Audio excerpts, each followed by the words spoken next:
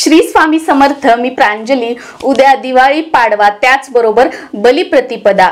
सर्वात अगोदर काल मला बऱ्याच ताई व दादांनी दिवाळीच्या शुभेच्छा दिल्या, तर तुम्हा सर्वांना खूप खूप खूप धन्यवाद। तुम्ही आहात म्हणून मी आहे आणि माझ्याकडून सुद्धा तुम्हाला दिवाळीच्या खूप खूप खूप साऱ्या शुभेच्छा। बघा, हे जे उपाय असतात, ह्या ज्या सेवा असतात, या काय करत असतात, आपण कष्ट करतोय, मेहनत करतोय, पण आपल्याला नशिबाची साथ मिळत नाहीये।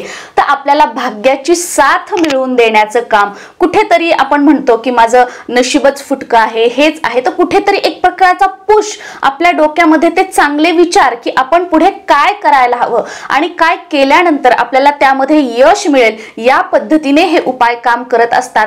आणि जर का हे श्रद्धेने, विश्वासाने मी आता हा उपाय केला, दिवस मोजत बसले, 1 दिवस झालं, 2 दिवस झालं आणि फक्त मनामध्ये की नाही मला याचा रिझल्टच हवाय म्हणून उपाय करायचा, सारखं त्याच्याकडेच लक्ष द्यायचं, तर असं करू नका। उपाय करा, सेवा करा, आपलं जे रेग्युलरचं काम आहे ते करत राहा।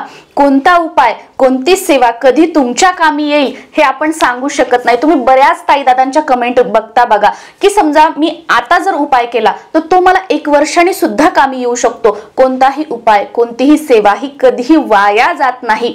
आपल्या कष्टाचं फळ म्हणजेच नशिबाची साथ त्या सेवा, ते उपाय आपल्याला मिळवून देतच असतात। फक्त विश्वास ठेवा, मी केलं असं करू नका। बघा, समजा आपलं वर्ष वय 30 आहे, 30 वर्षापर्यंत तुम्ही कधीच काही केलं नाही आणि पहिल्यांदा तुम्ही आता एखादा उपाय करताय, एखादी सेवा करताय आणि मी 21 दिवस केली, काहीच झालं नाही, मी 40 दिवस केली, काहीच झालं नाही आणि एवढे वर्ष तुम्ही जे काहीच केलं नाही, तुमचे जे निगेटिव्ह थॉट्स आहेत, आपले जे नको असलेल्या गोष्टी आहेत ज्या आपण केल्या आहेत, त्या कुठे जातील? हे जे उपाय असतात ना, हा आपला म्हणजे वाईट कर्माज असतात, हे आपले चांगले कर्माज असतात। जेव्हा आपण सेवा करत असतो तर हे सेवेचा परडा वरी जात नसतो, हा तिथेच राहत असतो। जशी जशी आपण सेवा करतो ना, तर हा वाईट कर्मांचा परडा जो आहे तो खाली जात असतो आणि ज्या वेळेला आपल्या सेवा खरंच आपण अगदी मनापासून करतो, त्या भगवंताशी कनेक्ट होतो, त्यावेळेला काय होतं, एकदम हा आपला वाईट कर्मांचा परडा खाली जातो आणि हा वरी येतो।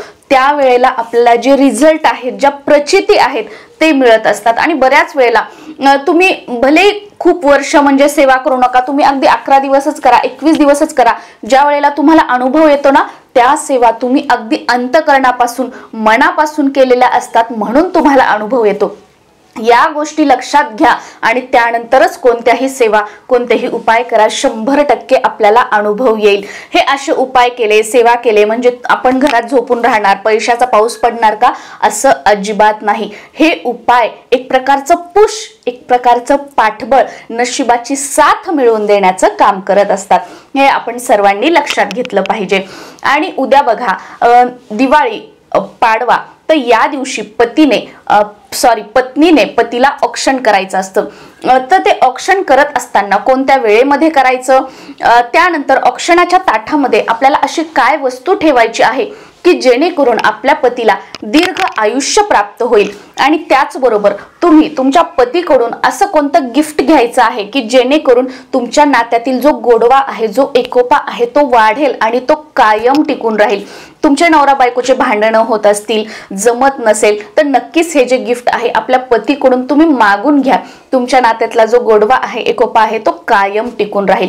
त्याचबरोबर जे दिवे आहेत, फक्त आता पाडवा म्हटलं की ओवाळायचं, मग आपण ताट घेतलं, औक्षणाचं ताट बनवलं, ओवाळलं, असं आहे का? असं अजिबात नाहीये। प्रत्येक गोष्टी सिक्वेन्सने आणि योग्यता मुहूर्तावर आणि विशिष्ट पद्धतीने केल्या तर त्याचं फळ जे आहे ते नक्कीच आपल्याला मिळत असतं। पण सर्वात अगोदर दिवाळी पाडवा सगळेजण ओवाळतात म्हणून आपल्या पतीला आपण ओवाळायचं का? तर नाही। अगदी अर्ध्या मिनिटाची एक छोटीशी कहाणी तुम्हाला सांगते, जी पौराणिक कथा आहे की आपण का बलिप्रतिपदा साजरी करतो। तर बघा, 1 मिनिट। हा सण भगवान विष्णूंचा अवतार असलेल्या वामनाचा राक्षस राजा बळीवर विजय आणि पृथ्वीवर त्याच्या आगमनानिमित्त साजरा केला जातो। त्यामागे एक कथा आहे। त्यानुसार एकदा भगवान विष्णूंचा अवतार असलेल्या वामनाने राजा बळीकडे 3 पायरी जमीन मागितली होती। यावर त्याने ब्रह्मांड आणि पृथ्वीचे 2 पायऱ्यांमध्ये मोजमाप केले। यानंतर वामनाने जेव्हा बळीला 3रे पाऊल कुठे ठेवायचे असे विचारले, तेव्हा त्या बळीने त्याचे डोके पुढे केले असे मानले जाते की बळीने आपले डोके वामनाच्या चरणी धरले आणि वामनाने त्याच्या मस्तकावर पाय ठेवताच तो अधोलोकात पोहोचला। त्यावेळी भगवानांनी बळीवर प्रसन्न होऊन आशीर्वाद दिला की प्रतिपदेला तुझी पूजा होईल आणि तो उत्सव म्हणून साजरा केला जाईल। तेव्हापासून बळीची पूजा करण्याची परंपरा सुरू झाली आहे असे मानले जाते की राजा बळी या दिवशी पृथ्वीवर वास्तव्य करण्यासाठी येतो आणि भक्तांची हाक ऐकतो। आता जे आपल्याला आपल्या पतीला औक्षण करायचं आहे म्हणजे ओवाळायचं आहे, यासाठी आपल्याला ताट म्हणजे बघा बऱ्याच वेळेला आता असे प्लास्टिकचे वगैरे ताट आलेले आहेत औक्षणासाठी, पण औक्षणासाठी खरं ताट घेतलं जातं ते म्हणजे ताम्हण। आपलं तांब्याचं जे ताम्हण असतं ते आपल्याला औक्षणासाठी घ्यायचं आहे। तुमच्याकडे नसेल तर तुम्ही स्टीलचं वगैरे हे ताट घ्या, पण जे डेकोरेशनचे आता प्लास्टिकचे किंवा इतर कशाचे ताट आले आहेत ते ताट आपल्याला औक्षणासाठी घ्यायचं नाहीये।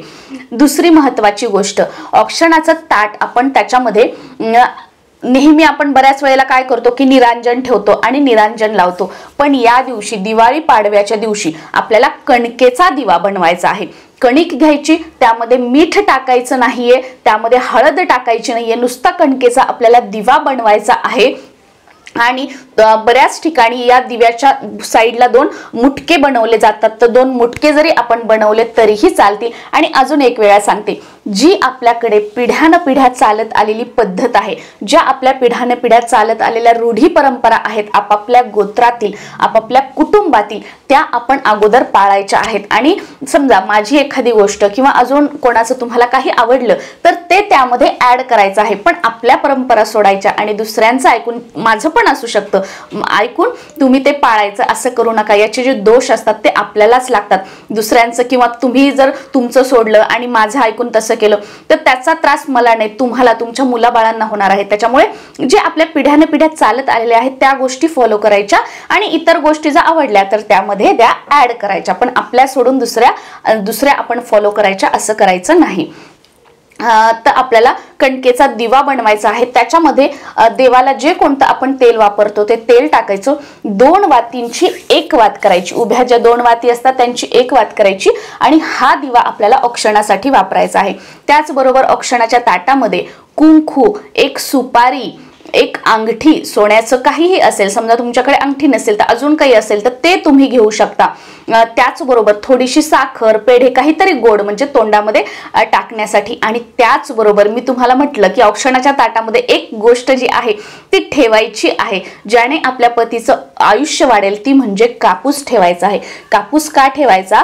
कारण कापूस आपण ओवाळल्यानंतर जेव्हा शेवटीला आपल्या पतीच्या डोक्यावर ठेवतो त्याचा अर्थ असा होतो की हा कापूस जसा पांढरा आहे तसे तुझे केस जे आहेत ते पूर्ण पिकेपर्यंत पांढरे होईपर्यंत तुला उदंड आयुष्य लाभो। एक प्रकारचं प्रोटेक्शन, एक प्रकारचं छत्र, एक प्रकारचा आशीर्वाद म्हणून आपल्याला ते ठेवायचं आहे। कापूस आठवणीने ठेवा। आता आपल्याला ओवाळायचं कधी आहे तर रात्री 8:35 पर्यंत मुहूर्त आहे, तर 8:35 पर्यंत तुम्ही कधीही ओवाळू शकता। आणि ओवाळताना कुठेही अगदी बसवलं आणि ओवाळलं तर असं करू नका।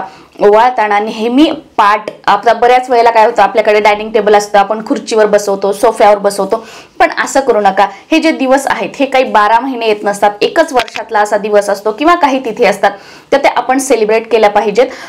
खाली पाट ठेवायचा, त्या पाटासमोर स्वास्तिक का होईना रांगोळी काढायची, त्याच्यावर आपल्या मिस्टरांना बसवायचं, मिस्टरांच्या डोक्यावर टोपी किंवा आपल्याला रुमाल वगैरे काहीतरी ठेवायला लावायचं आहे आणि त्यानंतर आपण ओवाळायचं आहे। आता नवरा बायकोमध्ये तुमच्या गोडवा राहावा यासाठी आपल्याला काय गिफ्ट घ्यायचं आहे तर तुम्ही जोडीने घ्यायचं। आता जोडीने म्हणजे काय की तुम्ही पैंजण घेऊ शकता, म्हणजे चेन, पायातली जी चेन असते, पैंजण असते चांदीचे, तुम्ही ते घेऊ शकता। म्हणजे 2 पायातले 2 ती एक जोड असते, म्हणजे आपली जोडी ही अशीच कायम टिकून राहावी। पैंजण नसतील तर तुम्ही जोडवे घेऊ शकता, जोडवे पण जोडीने, म्हणजे आपली जी जोडी आहे ती कायम अशीच टिकून राहावी। किंवा तुम्ही बांगड्या घेऊ शकता, त्या पण जोडीने असतात, आपली जोडी ही अशीच कायम टिकून राहावी। म्हणजे ज्या जोडीने ज्या जोड सौभाग्याच्या ज्या वस्तू असतात त्या आपल्याला काही ना काहीतरी घ्यायच्या आहेत। आणि स्पेशली चांदीच्या वगैरे जर घेतल्या तर खूप उत्तम आहे, सोन्याच्या घेतल्या तर त्याहूनही उत्तम आहे। पण प्रत्येक जण चांदी किंवा सोनं घेऊ शकेल की आता असं काही नाही, घाबरू नका. अगदी तुम्ही म्हणजे 2 सुपाऱ्या घ्या किंवा टिकली पॉकेट घ्या, 2 घ्या, असं काहीतरी.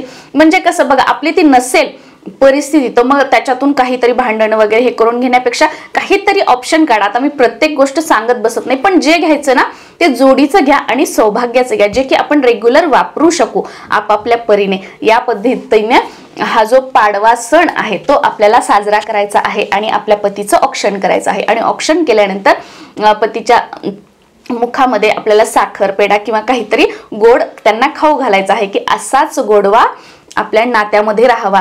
आणि त्याचबरोबर जेव्हा आपण ओवाळू त्यावेळेला ओवाळणं झाल्यानंतर इडापिडा टळो, बळीचे राज्य येवो, असं सुद्धा आपल्याला म्हणायचं आहे. श्री स्वामी समर्थ.